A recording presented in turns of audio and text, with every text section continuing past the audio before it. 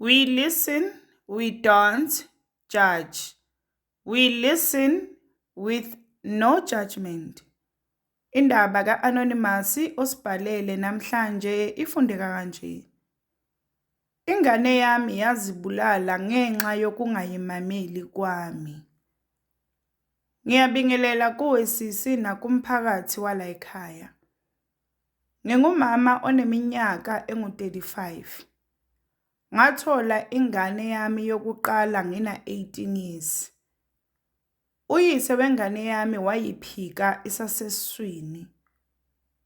Kuthe lapho ingane seyino 7 years, ngathola isoka langilobola langishada. Emzini bangivumela ukuthi angize nayo ingane yami. Bengiganele emzini wabantu abakhonzayo abanothando. Bebeyithanda ingane yami bekungathi izalwa khona. Umyeni wami ke yena ubevele ayenzela konke sisajola, nayo bese yazi ukuthi uyena ubaba wayo, bebezwana kakhulu. Umyeni wami wathi yena okwamanje akakafuni ingane, akajahe ndawo ngoba ubona ingane yami njengengane yakhe. Nami ke ngamumamela ngayopreventa. Emzini ke sasinendlu yethu ngaphandle. Umyeni wami ubeyithanda kakhulu ingane yami. Kwesinye isikhathi ubeyigeza bandla ayihambise nasesikoleni. Kanti uzikhulisela umfazi, yimina isilima esingaboni. Kwathi ngenye imini wafika evela emsebenzini wangifica ngipheka, ngangiphekela kuRondo. Ingane yami isendlini igeza eshaweni ekamelweni lethu. Into eyayimenza agezele ekamelweni lethu yingoba ebathroom kwakunobhavu kuphela. So ubejwayele vele ukuthi uma encena ubhavu ayogeza ekamelweni lethu. Kodwa lokho ubekwenza uma singekho khona ekamelweni, ikakhulukazi yena ubaba.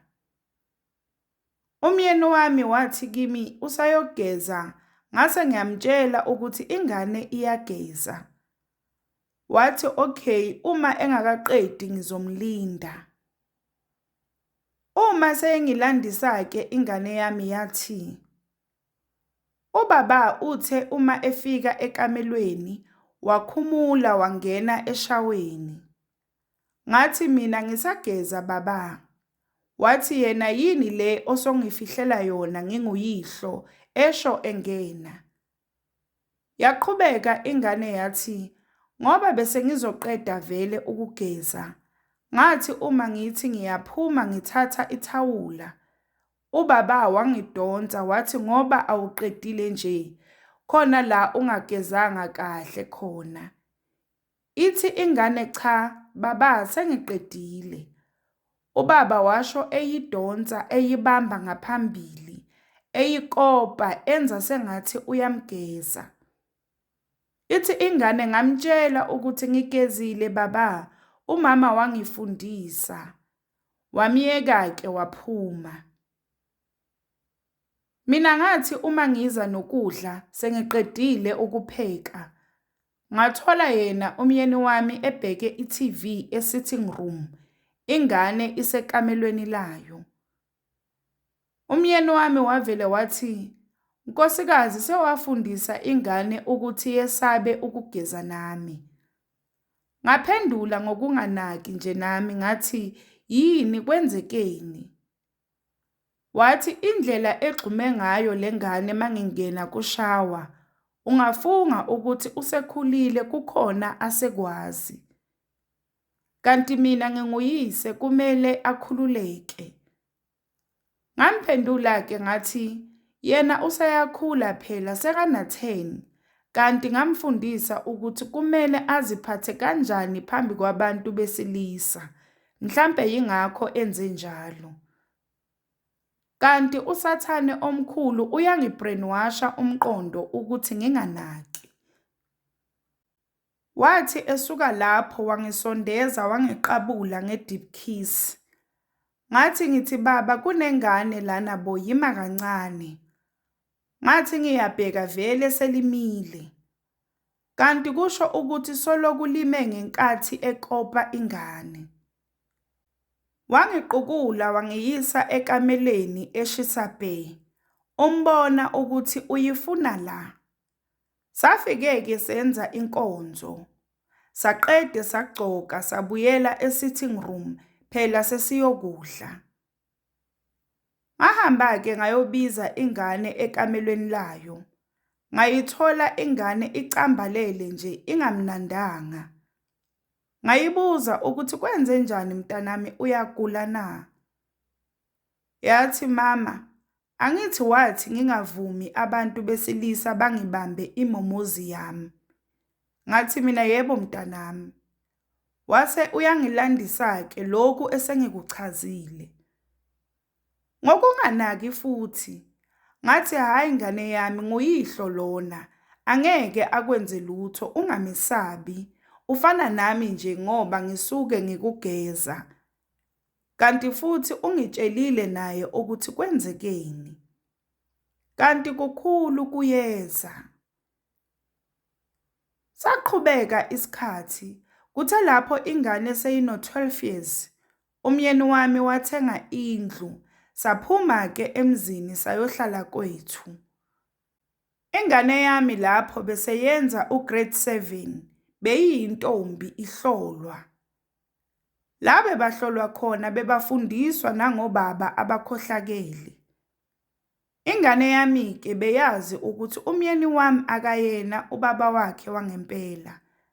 Kusho ukuthi ubazi ukuthi angamenza into embi. Kuthe ngelinye ilanga emini nje ngangingekho ngiye esitokfeleni. Umyeni wami wasala wazama ukulala nengane yami yanqaba. Ngathi uma ngibuya yangitshela ingane, kodwa angiyikholwanga ngoba mina ngangizibonela umyeni oqotho futhi onothando. Ngangithi mhlawumbe lengane ayimfuni ngoba akuyena ubaba wayo. Ingane yaze yayokwazisa umama wami, yafuna ukuyohlala naye. Kodwa ngala ngaphetha, ngangizitshela ukuthi lengane isifuna ifreedom ngoba umama bekahlala yedwa. Umyeni wami uyena owaya ukuyolanda ingane kagogo wayo. Nangempela yabuya ingane, kodwa ngiyibona ukuthi ayijabulile kahle. Mina ngangithi ingenwa yi-adolescent stage. Kuthe ngelinye ilanga, umyeni wami walanda ingane esikoleni njengenjwayelo. Kanti ngalelo langa wayeyiphathele amaswiti ayizidakamizwa. Wayinikeza ingane lawo maswiti, yadakwa ingane yalala. Wase eyidlwengula khona lapho emotweni, waphindelela injalo ivuza igazi. Kusho ukuthi yaze yaphaphama ingane yabona ukuthi uyenzani, wase eyisabisa ukuthi ingangitsheli. Bathi uma befika endlini, ngabona ingane ingena ikhala, ngabuza ukuthi kwenze njani. Kwaphendula yena umyeni wami, wathi ingane ithi bayayibhulisha esikoleni. Yavele yangibheka ingane yehlisa izinyembezi, yagijima yayozivalela ekamelweni layo. Ngathi ngiyalandela ngathola seyikhiyile. Ngamemeza emnyango yagcina ingivulele. Ngangena ngahlala eceleni kwayo embhedeni ngayibuza ukuthi kwenze njani mntanami. Yathi ma, ngidlwenguliwe. Ngathwala izandla ekhanda ngayibuza ukuthi kwenzekephi lokho. Esikoleni imuphi loyo thisha siyombophisa manje. Yathi akuyena uthisha ma. Lapho ziyageleza izinyembezi zengane yami. Ngathi pho ubani mntanami khuluma. Yavele yathi, "Ma, ngizokutshela kusasa ngoba vele angeke ungethembe." Ngavele ngakhala nami, kodwa akufiki nokuthi ngabe umyeni wami owenze lokhu. Yathi ingane, "Ma, ngisacela ukuba ngedwa, ngiyakuncenga sokhuluma kusasa." Nangempela-ke ngehlisa umoya ngasihlonipha isicelo sayo, ngayishiya kodwa ngiyibona ukuthi ilimele. Kanti angazi ukuthi ngikhuluma nayo okokugcina kuyosa ingekho. Sahamba-ke sayolala nomyeni wami. Naye ngimbona ukuthi umoya wakhe uphansi, kodwa ngangizitshela ukuthi ustresswa yile ngane ngoba phela uyayithanda okwengane yakhe. Ngathi kuye, "Izoba right ingane baba. Asiyilinde yehlise umoya kodwa angishongo kuye ukuthi ithe ingane idlwenguliwe." Ngambuza nje ukuthi kahle kahle itheni kuwe lengane. Wangitshela nje isitori esingafani nalesi esishiwo yingane. Ngazibuza ngenhliziyo ukuthi yini indaba lengane imtshele isitori esehlukile. Ngamyeka-ke umyeni wami walala, ngathi kuye ngiyabuya ngisayoqoqa ekhishini. Ngahlala cishe i-hour lonke ekhishini engiyidla lento yalengane. Ngahamba-ke ngaya ekamelweni layo, ngafika ngayizwa ilokhu ikhala. Ngakhuluma nayo ngisemnyango ngizama ukuyiduduza lapho nami ngiyakhala. Yayikhiyile-ke umnyango ingafuni ukuvula. Ngagcine ngihamba-ke nami ngiyolala. Ngafica umyeni wami edonsa obude ubuthongo. Lapho kimi kwakungalaleki sidalo. Kwathi ngo-5 ekuseni wavuka umyeni wami walungisela ukuya emsebenzini. Ngambuza ukuthi sizoyithini le ndaba yalengane. Impendulo yakhe yathi, "Izoba right ingane, asiyinike isikhathi."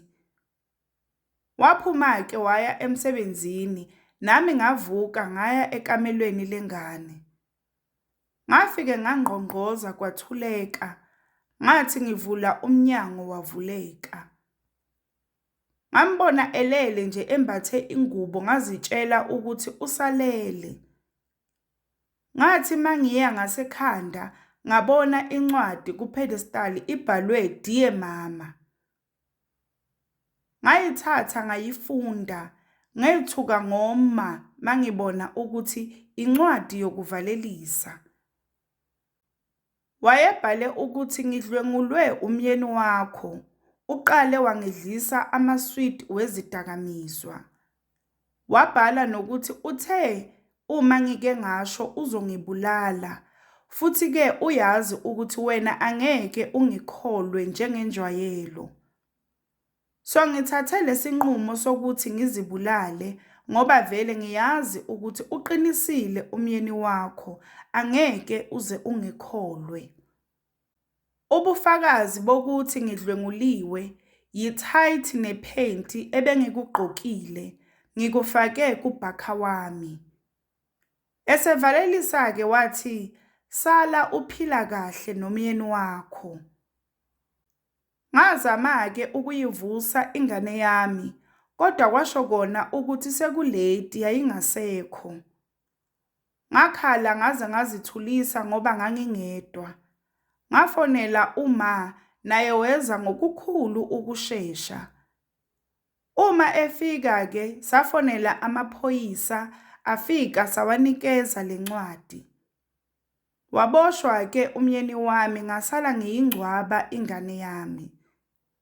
Ingane yami yazibulala ngomuthi wamagundwane obowukhona vele endlini ngoba sasihlushwa amagundwane kulezo zinsuku.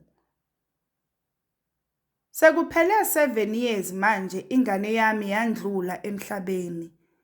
Kodwa ubuhlungu abupholi, angikhoni ukuzixolela. Okubuhlungu kakhulu seyiphumile le ndoda ejele.